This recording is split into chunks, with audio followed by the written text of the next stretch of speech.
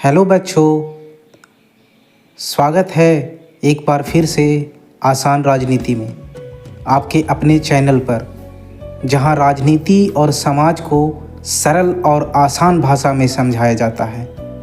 आज की क्लास में शुरू करने से पहले मैं आपसे एक बात कहना चाहता हूं। ज़रा सोचिए, आपके स्कूल में कितने तरह के बच्चे हैं। कोई हिंदी बोलता है, कोई भोजपुरी, तो कोई तमिल, कोई मंदिर जाता है, कोई मस्जिद, कोई गिरजाघर। किसी के घर में बिरयानी बनती है, किसी के घर में दाल बाटी और किसी के घर में इडली सांभर। और फिर भी आप सब एक ही कक्षा में बैठते हो, एक ही मैदान में खेलते हो, एक ही तिरंगे को सलाम करते हो। यही है भारत और यही है आज का हमारा टॉपिक, विविधता की समझ, अंडरस्टैंडिंग डाइवर्सिटी। तो चलिए शुरू करते हैं इस टॉपिक को बिल्कुल जड़ से। विविधता होती क्या है, इसे समझने के लिए पहले एक कहानी सुनिए छोटा सा। रिया दिल्ली की एक स्कूल में पढ़ती है। उसकी सबसे अच्छी दोस्त है मरियम। मरियम मुस्लिम है। ईद पर मरियम के घर से सेवइयाँ आती हैं और दिवाली पर रिया मरियम को मिठाई देती है। उनकी क्लास में एक और लड़की है, गुरप्रीत। वो पंजाबी है। लोहड़ी पर उसके घर में आग जलाई जाती है और रेवड़ी बांटी जाती है। और एक लड़का है अर्जुन, वो केरल से है।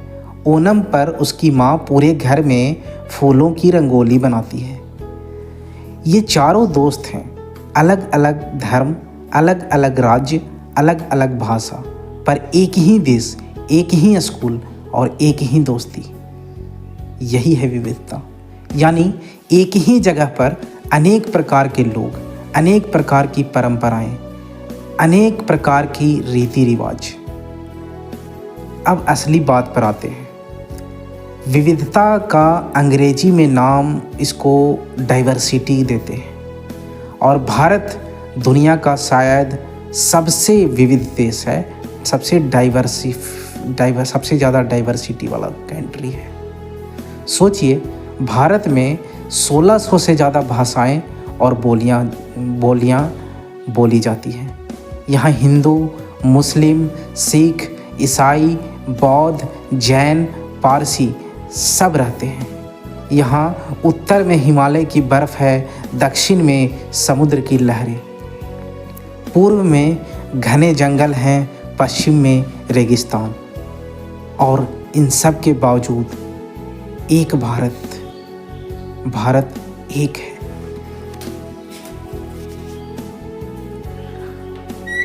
इसलिए भारत का राष्ट्रीय आदर्श वाक्य है अनेकता में एकता, यानी यूनिटी इन डाइवर्सिटी। दोस्तों, विविधता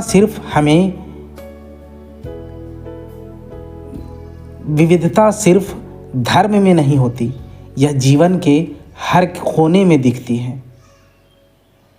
भाषा की विविधता, भारत में हर कुछ किलोमीटर पर भाषा बदल जाती है। बिहार में भोजपुरी, मैथिली और मगही बोली जाती है। राजस्थान में राजस्थानी, तमिलनाडु में तमिल, बंगाल में बंगाली, महाराष्ट्र में मराठी। हमारे संविधान ने 22 भाषाओं को आधिकारिक दर्जा दिया है। इन्हें कहते हैं अनुसूचित भाषाएं, यानी शेड्यूल्ड लैंग्वेजेस। पर असल में बोली जाने वाली भाषाएं और बोलियां मिलाकर के 1600 से भी ज़्यादा हैं। यह भाषाई विविधता हमारी ताकत है, क्योंकि हर भाषा में ज्ञान है, कविता है, इतिहास है। जहाँ तक अगर हम खान पान की विविधता पर बात करें, तो खाने की बात करेंगे तो भारत एक पूरी दुनिया है। उत्तर भारत में रोटी, दाल, सब्जी पंजाब में मक्के की रोटी और सरसों का साग, बंगाल में मछली और चावल, दक्षिण में इडली, डोसा, सांभर, गुजरात में ढोकला और खांडवी। और दोस्तों, यह सब खाना सिर्फ स्वाद नहीं है, यह उस जगह की जलवायु, खेती और संस्कृति की कहानी कहता है। जैसे दक्षिण में चावल इसलिए ज़्यादा खाया जाता है क्योंकि वहाँ चावल की खेती ज़्यादा होती है। पंजाब में गेहूं की खेती होती है, इसलिए रोटी वहाँ की मुख्य खुराक है।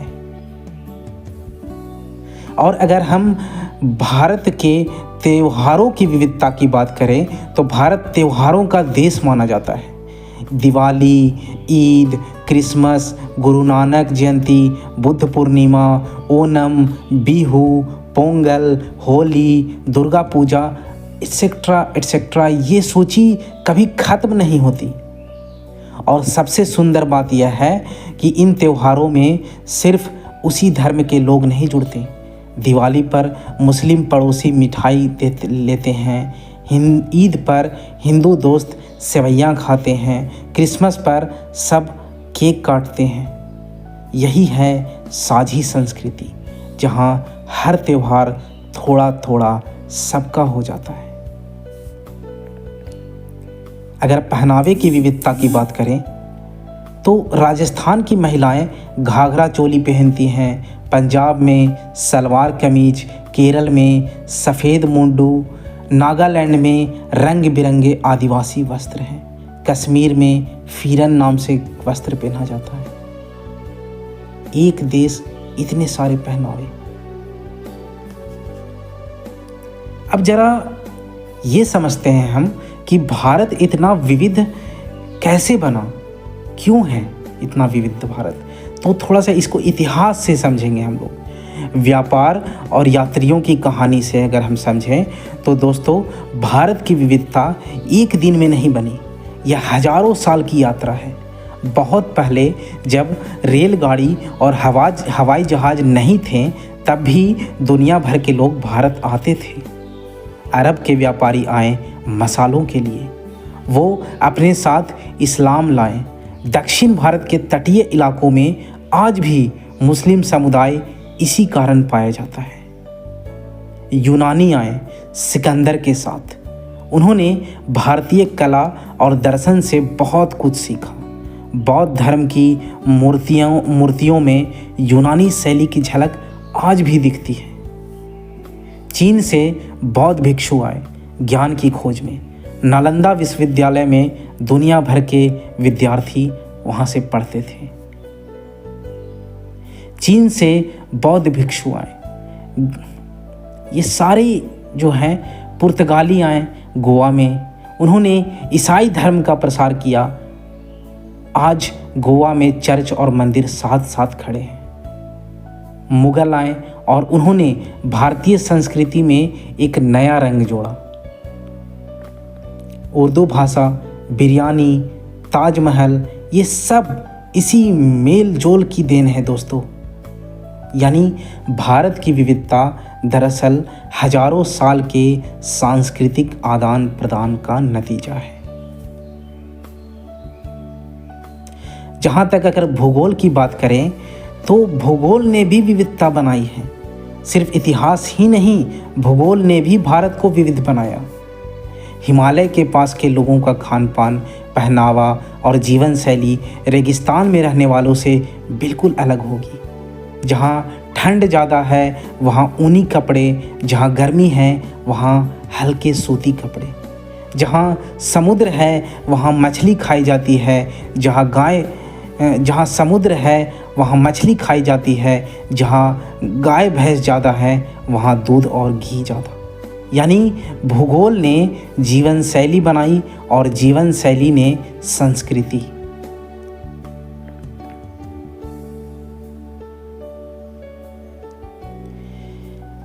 विविधता सच कहें तो हमारी बहुत बड़ी ताकत है।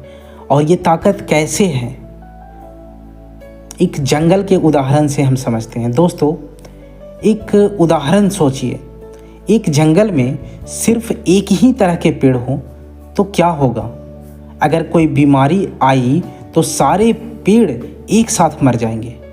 पर जिस जंगल में अनेक तरह के पेड़ हों, आम के, नीम, पीपल, बरगद, सागौन, तो जंगल मजबूत होता है। हर पेड़ कुछ अलग देता है, छांव, कोई फल, कोई दवाई, कोई लकड़ी। ठीक इसी तरह भारत की विविधता हमारी ताकत है, जैसे अनेक पेड़ जंगल की ताकत है। विविधता से आखिर हमें मिलता क्या है, ये समझते हैं। देखिए, सबसे पहले इससे विचारों की समृद्धि मिलती है। जब अलग अलग पृष्ठभूमि के लोग मिलते हैं तो नए नए विचार जन्म लेते हैं। भारत की लोकतांत्रिक व्यवस्था इसी विविधता की देन है, जहां हर आवाज को सुना जाता है। अगला है कि कलाओं की विरासत हमें विविधता से मिलती है, जैसे भरतनाट्यम, कथक, कुचिपुड़ी, ओडिसी, मणिपुरी आदि आदि। ये सब अलग अलग राज्यों के नृत्य शैलियाँ हैं।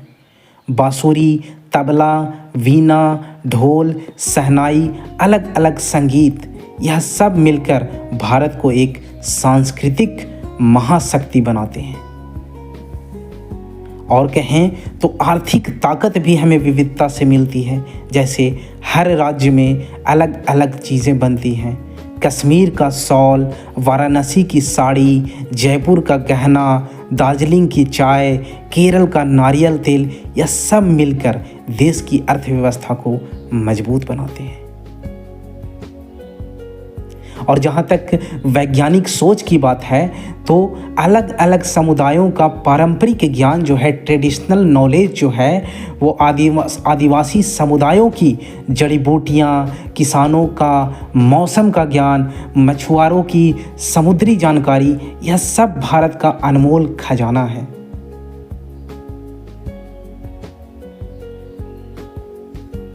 जरा सोचिए कि अगर भारत में सिर्फ एक भाषा होती, एक धर्म होता, एक संस्कृति होती, तो क्या भारत इतना रोचक होता? नहीं ना। तो दोस्तों, आगे हम समझेंगे कि एक लद्दाख और केरल के कहानी के उदाहरण से समझेंगे कि विविधता को हम जमीन पर कैसे देखते हैं। लद्दाख और केरल के उदाहरण को से समझते हैं। जैसे लद्दाख को ले लीजिए, ये पहाड़ों की दुनिया है। लद्दाख भारत के उत्तर में हिमालय की गोद में है। यहाँ की ज़िंदगी बाकी भारत में से बिल्कुल अलग है। यहाँ ज़्यादातर लोग बौद्ध धर्म मानते हैं। तिब्बती संस्कृति का गहरा असर है।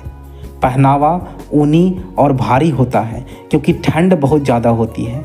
खाने में याक का मांस और मक्खन की चाय, जिसे बटर टी कहते हैं, बहुत खास है यहाँ पे। बौद्ध मठ यानी गोम्पा यहाँ का सांस्कृतिक केंद्र है। हेमिस त्योहार यहाँ का सबसे बड़ा उत्सव है। और लद्दाख में मुस्लिम समुदाय भी है जो सदियों से बौद्धों के साथ मिलकर रहता आया है। अगर फिर हम केरल की बात करें तो ये केरल जो है उस समुद्र का किनारा है। अब अगर हम यहाँ की ज़िंदगी को देखें तो यहाँ की ज़िंदगी लद्दाख से लगभग बिल्कुल अलग है। हरे भरे नारियल के पेड़, बैक वाटर्स यानी पानी की लहरें, मछली का भरपूर खाना। यहाँ हिंदू, मुस्लिम और ईसाई तीनों समुदाय सदियों से साथ रहते आए हैं। केरल में ओणम का त्यौहार सब मिलकर मनाते हैं, चाहे किसी भी धर्म का हो। यह त्यौहार एक महाबली राजा की याद में मनाया जाता है, जिसे सभी केरलवासी अपना मानते हैं। कथकली यहाँ की प्रसिद्ध नृत्य शैली है और आयुर्वेद, भारत की पारंपरिक चिकित्सा पद्धति, केरल में सबसे ज़्यादा प्रचलित है। अगर हम लद्दाख और केरल का तुलना करें तो दोनों में समानता क्या है? लद्दाख और केरल दोनों एक ही देश भारत में हैं, पर दोनों की संस्कृति, खान पान, पहनावा, भाषा सब अलग है और दोनों जगह अलग अलग धर्मों के लोग सदियों के साथ रहते आए हैं। यह है भारत की असली पहचान, विविधता में एकता, यूनिटी इन डाइवर्सिटी।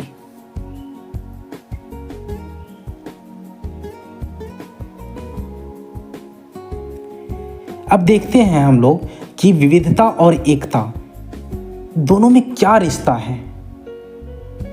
एक आज़ादी की लड़ाई के कहानी के माध्यम से हम इसे समझते हैं। तो दोस्तों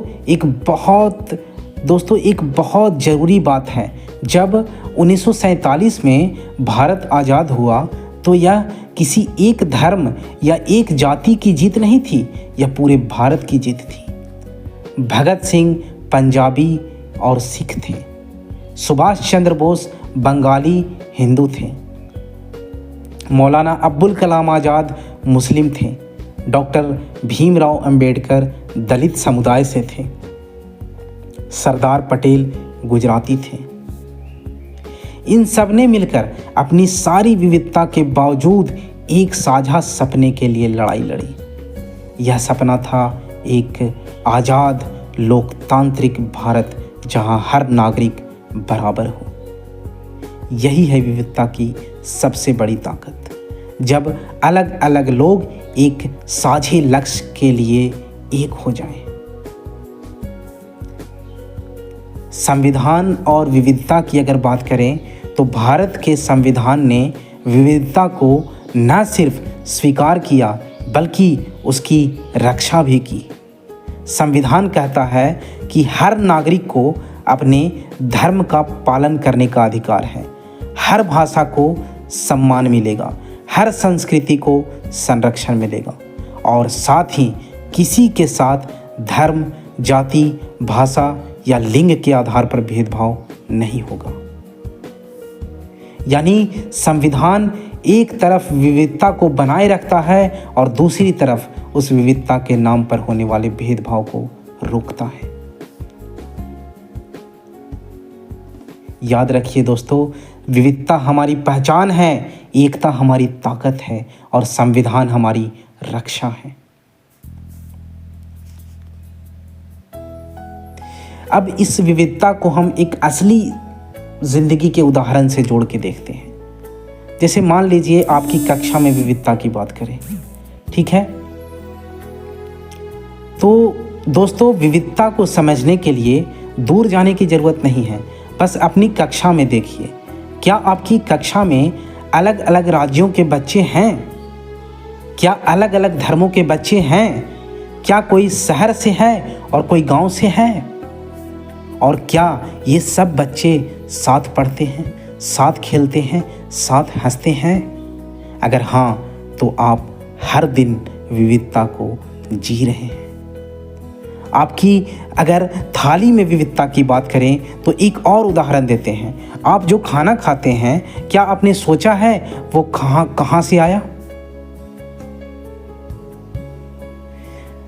चावल पूर्वी भारत और दक्षिण भारत की खेती से, दाल मध्य भारत के खेतों से, आम का अचार जो माँ बनाती है पर जिसकी रेसिपी शायद नानी ने सिखाई थी जो किसी और राज्य से थी, मिर्च जो पुर्तगाली व्यापारी भारत लाए थे 16वीं सदी में है।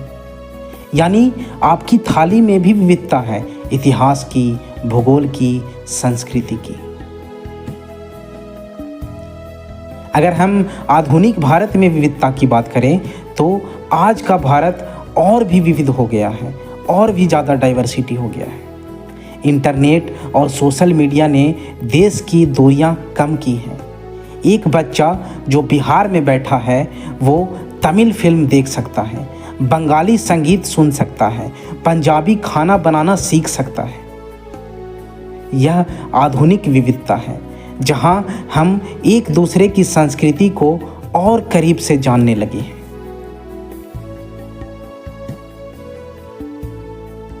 जरा सोचिए, आज आपने जो खाना खाया, जो पहना है, जो गाना सुना, उसमें कितनी विविधता है। तो ये हमारी विविधता की ताकत है दोस्तों। देखिए, अब अगर हम इस विविधता के अप्रोच को और विस्तार दें तो इसको दूसरे विषयों से भी हम जोड़ के देख सकते हैं। तो दोस्तों, विविधता सिर्फ राजनीति का विषय नहीं है, यह हर जगह है। अगर हम इसको इतिहास से जोड़ के देखें तो भारत की विविधता सदियों के आक्रमण, व्यापार और सांस्कृतिक आदान प्रदान का नतीजा है। मुगल, अरब, पुर्तगाली, अंग्रेज सब ने भारत में कुछ जोड़ा। इतिहास पढ़ेंगे तो समझेंगे कि यह विविधता कैसे बनी। भूगोल से अगर हम इसको जोड़ के देखें तो भारत का भूगोल ही इतना विविध है। हिमालय, रेगिस्तान, समुद्र, नदी के मैदान, जंगल, बहुत विविधताएं हैं। इस भूगोल ने अलग अलग जीवन शैलियाँ बनाई और इन जीवन शैलियों ने अलग अलग संस्कृतियाँ। ये भूगोल की ताकत है। अर्थशास्त्र से अगर इसको जोड़ के देखें तो विविधता आर्थिक ताकत है। हर राज्य में अलग अलग उत्पाद, अलग अलग हुनर, अलग अलग व्यापार। यही विविधता मिलकर देश की अर्थव्यवस्था को मजबूत बनाती है। अगर विज्ञान से जोड़ के देखें तो अलग अलग समुदायों का पारंपरिक ज्ञान, जैसे जड़ी बूटियाँ, खेती के तरीके, पानी का प्रबंधन, यह सब आज आधुनिक विज्ञान के लिए भी उपयोगी है। इन विषयों से हटकर अगर हम बड़ी कक्षाओं से लिंक करेंगे, जब आप 7वीं, 8वीं, 9वीं की बात करें तो जब आप कक्षा 7 में भेदभाव पढ़ेंगे, कक्षा 8 में संविधान पढ़ेंगे, कक्षा 9 में लोकतंत्र पढ़ेंगे, तब याद आएगा कि इन सब की नींव यही रखी गई थी, विविधता की समझ में। तो दोस्तों, आज हमने समझा कि विविधता कोई कमजोरी नहीं है, यह हमारी सबसे बड़ी ताकत है। भारत इसलिए महान है क्योंकि यहाँ इतने अलग अलग लोग, इतनी अलग अलग भाषाएं, इतने अलग अलग धर्म सब मिलकर एक देश बनाते हैं। जैसे एक बगीचे में अनेक फूल होते हैं, गुलाब, चमेली, गेंदा, सूरजमुखी, और उन सब को मिलाकर बगीचा सुंदर बनता है। उसी तरह भारत में अनेक संस्कृतियां मिलकर इस देश को सुंदर बनाती हैं। अगली क्लास में हम पढ़ेंगे विविधता और भेदभाव, यानी जब विविधता के नाम पर लोगों के साथ गलत व्यवहार होता है तो क्या होता है और उसे कैसे रोका जाए। तो आज के लिए विविधता की समझ के टॉपिक को हम यहीं समाप्त करते हैं। तब तक के लिए आसान राजनीति के साथ पढ़ते रहिए, समझते रहिए। जय हिंद।